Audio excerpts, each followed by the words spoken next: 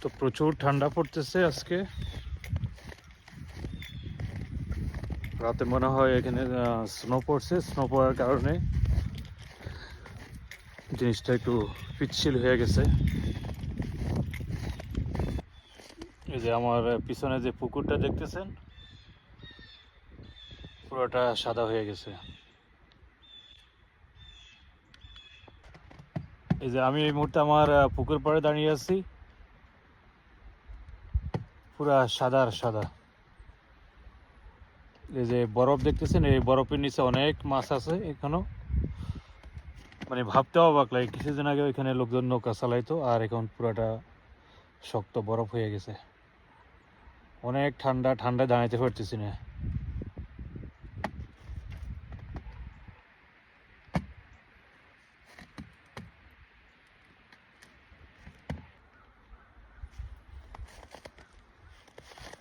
প্রকৃতি যে এত সুন্দর আমি এখানে না আসলে বুঝতেছি না, কারণ এখানে এভরিডে ইজ ডিফারেন্ট।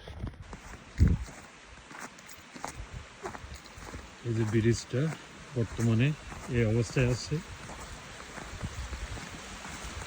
পানিটা খুবই জোরে সরে যাইতেছে।